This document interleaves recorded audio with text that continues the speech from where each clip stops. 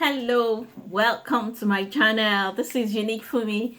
Thank you, my subscribers. Thanks for coming. And viewers, if this is the first time you're coming to this channel, thank you for coming. Thanks for your support. And please subscribe to this channel if you have not subscribed yet. We're waiting for you. Thank you. Yeah, this is Unique for me, and welcome to my channel. So today I want to tell you a story, and I want us to learn from this. It's my personal story. It's something that happened to me 20 years ago, and it has actually shaped my life, and it has actually defined the way, it has helped define the way I live my life.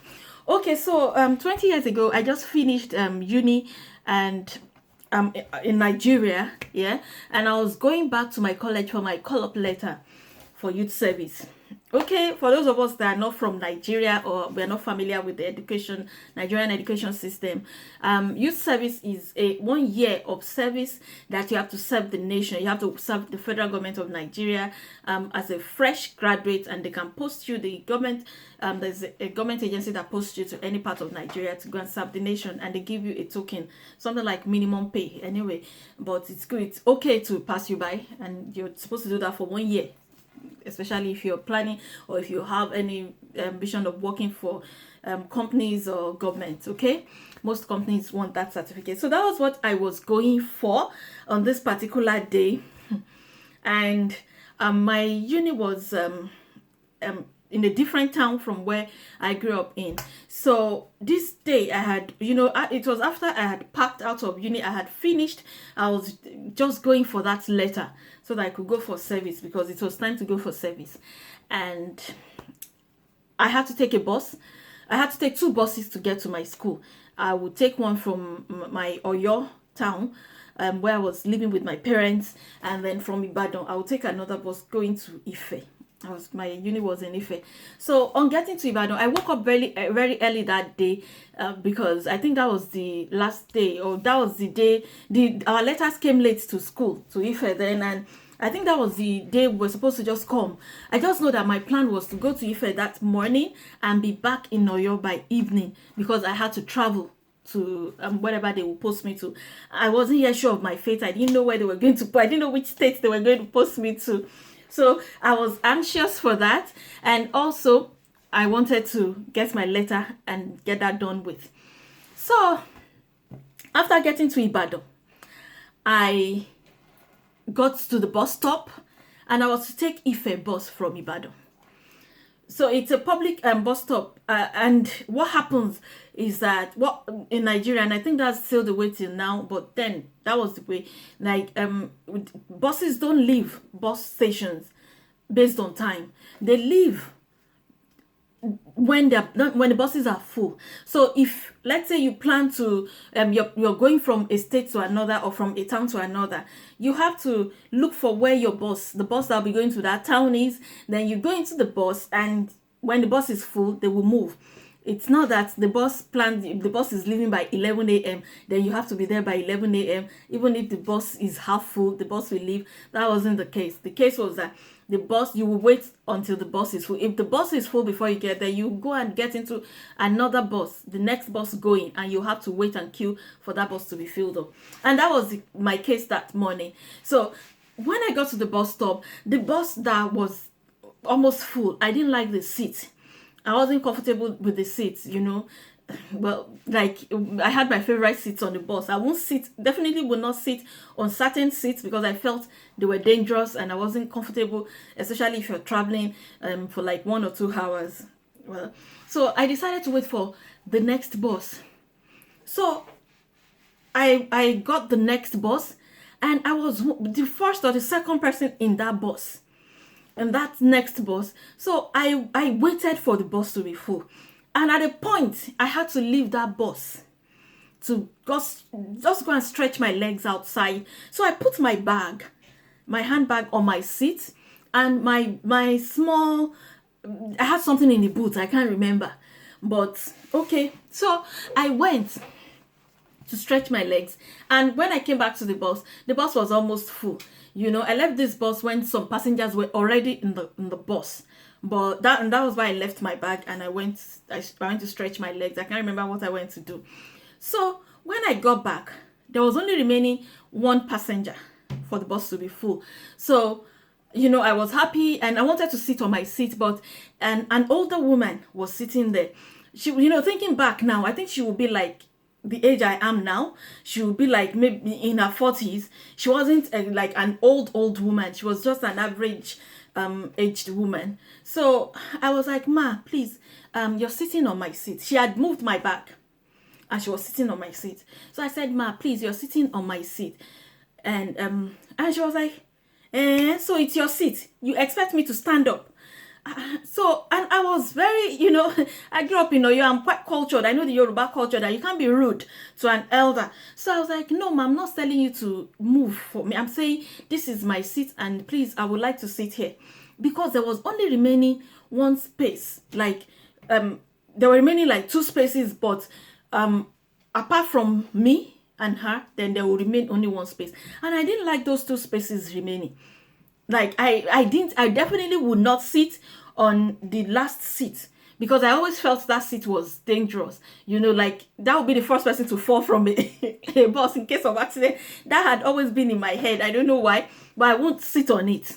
So the conductor was like, I should go. There was one space at the back, or I should sit on. I said, no. That this is my seat now. That please, ma, please, I waited for this bus. That I had been on this bus since it was empty. Please, this is my seat. Then she started shouting on me. You are so ill-mannered. You don't have manners. Why you expect me? That these children. And because I had told the conductor that I was dropping at the campus gate in Ife. So the conductor was like, don't mind her, she's a student. Those useless Ife students, they're always very rude. They always like to cause trouble. I said, no, please, I'm not causing trouble. That I just can't sit here. That please, let me sit on my seat. Then everybody in the bus rose against me. I don't know why. Everybody was like, shut up. All you these children, students are very rude. You expect that woman, this older woman, to stand up for you. Don't you have mother at home? She wasn't as old as my mother. Don't you have mother at home? Don't you even have manners? Everybody was shouting at me. So it was embarrassing, but it was very painful. And I definitely was not going to sit on that seat. So I had to leave. So I said, that's okay. So do you expect me to leave this bus? It was as if everybody planned it to go. Say, yes, let her get out. Get out. You're very rude. Nonsense. This. And Yoruba culture, the way it can be very funny sometimes because, even me now, thinking back at this age, I cannot see a young girl a lady in her 20s or even a teenager, even a child. I won't do that to a child right now. Now, I don't know, maybe because I've been out of the system for some time. I don't know. But I don't think naturally I would do that. Why would I do that? It's like chances like bullying. I see it as bullying because I felt bullied and it pained me so much. Tear dropped from my eye. And I was like, do I need to go and queue and wait for another bus? Do you know I had to go and queue? I had to go and wait for another bus to get filled. And I cried because I was supposed to go to Ife that morning and come back.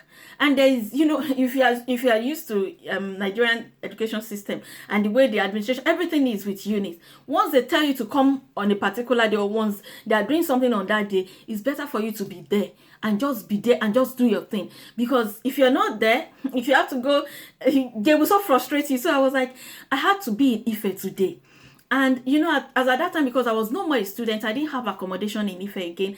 And I didn't want to go and be looking for where to stay overnight. I wasn't prepared to sleep anywhere else. I had to come back home to Oyo that day. So I had to go to another bus.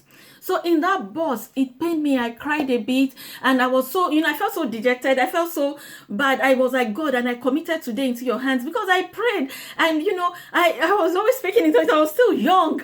Every time then we're always speaking in tongues all over the place. And I prayed and, I had committed my day into God's hands. And I was wondering, why, God, why did you allow this? Why did you allow this to happen to me? And, why did you allow these people to just chance me? Why did, I kept saying, why? So that day, anyway, I waited for the next bus. It took its time. Then it got filled up, and then we left. Thank God, because this time around, I did not leave my seat. I sat down there until that bus was full. So we left. Guess what?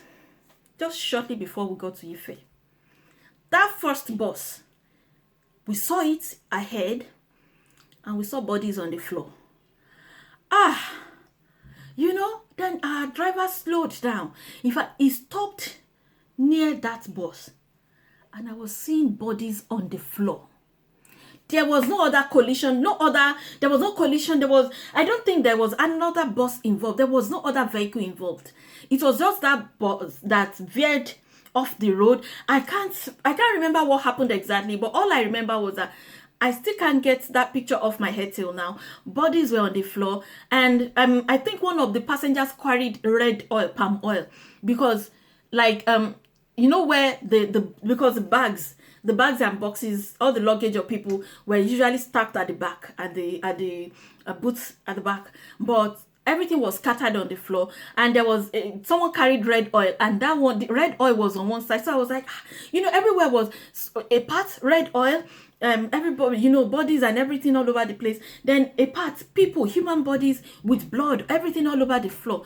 Do you know that particular woman was on the floor, like facing up? She was dead. There were bodies of dead people. I was shocked. I could not talk. I could not cry.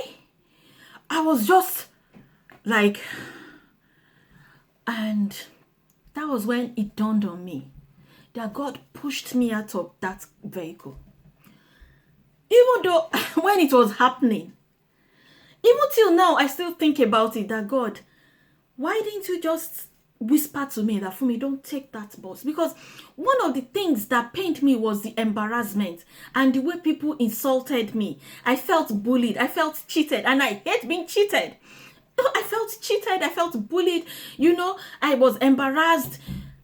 But I did not know that God pushed me. God made sure I did not go in that bus.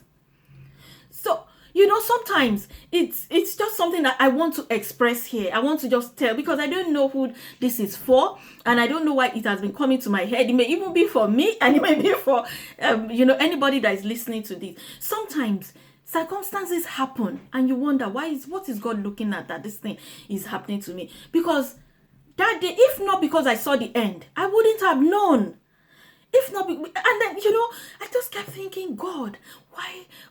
How did you? I didn't know that you loved me this much. But I'm a Christian now. It's because I saw the end. I can apply the Bible to it, and I can say yes, because He has told us. Romans 8, chapter 8, verse 28 says that all things work together for our good. If you love God, that all things work together for your good.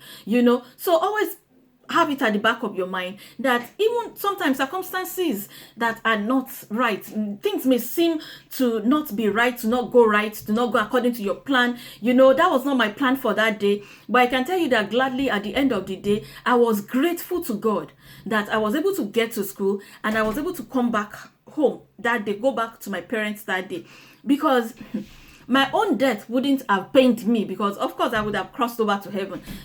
For us Christians, death is gain. But my parents, I had just finished uni, all their investment and their life, I had just finished uni for Christ's sake. What a story. Well, how will it have been that, their daughter went to school, she just finished university, and she just went to get a call-up letter, and she just had an accident and she died. So I was able to be grateful to God because I saw the end. Sometimes on this journey, we are not yet seeing the end. There are so many things that have happened to me even after that, and this has actually helped me. That situation has actually helped me to know that all things will always work together for my good. Sometimes it may not look nice. Even me, sometimes things happen that I'm like, God, why? But I'm always remembering that, and I know that, God's thoughts towards me are thoughts of good and not of evil, to bring me to an expected end. Like, there's a future for me, to give me a future and a hope. God he has kept that future for me. He has known now that He kept this now for me, so that I wouldn't have been wasted. Then, who am I? You know, I keep, every time I remember that scenario, I'm always thinking, who am I that you are so thoughtful of me? Like, I also sin. I'm not perfect. I do. I can't say I'm a saint, you know. But God kept me. So always remember, please, whatever the situation of things, even if it seems that it's not happening, well, things are not happening to plan. But know that God's thought towards you are thoughts of good and not of evil, and it has an expected end to take you to. So it may be that journey, whatever is happening now, may be for you to learn something, or for you to, you know, develop some attitudes or develop some skills, some life skills, so that when it takes you to that end, you will know that it is God that has taken you there. You will not say, oh, I've been good, I've been a good person, or I've been, you know, sometimes we can give ourselves honor instead of giving God. Anyway, so I don't want this video to be too long, and that's what I want to tell you. And this what I just told you now, always remembering it. And this happened 20 years ago, but till now it has defined my life. Sometimes I try, like, it's not like I try a lot to do things, but when I plan and I work towards it, and it seems it's not going according to plan, I'm not going to lose sleeps over it. I try my best not to lose sleeps over it. Sometimes I lose sleeps a bit. Sometimes I lose sleeps, but when I remember that this is where I'm coming from, this is how much God has done for me. I mean, who am I? He lifted me from that boss. Even though the people that were bullying me were thinking that maybe they were bullying me or they were insulting me, they did not know that God used them to push me away from that boss. They thought, you know, I'm sure that some of them, even after I had left, they would have been like, nonsense girl, no manners. And some would have said, it's even good for those students. It's good. Let's be showing them once in a while. But, you know, I thank God, because I would have been there. And who am I that God saved me from that? Anyway, thank God. So that's what I just want to tell you now, that just trust God. You know, if you trust God and you believe in Him, then know that He knows what He's doing. Let's all know that He knows what He's doing. May God help all of us in Jesus' name. Take care. Have a lovely Sunday service tomorrow. Okay? Take care. Bye. And don't forget to subscribe to Unique Fumi, please. Don't forget to subscribe. Subscribe to this channel. Thank you. Bye. Love you. Bye.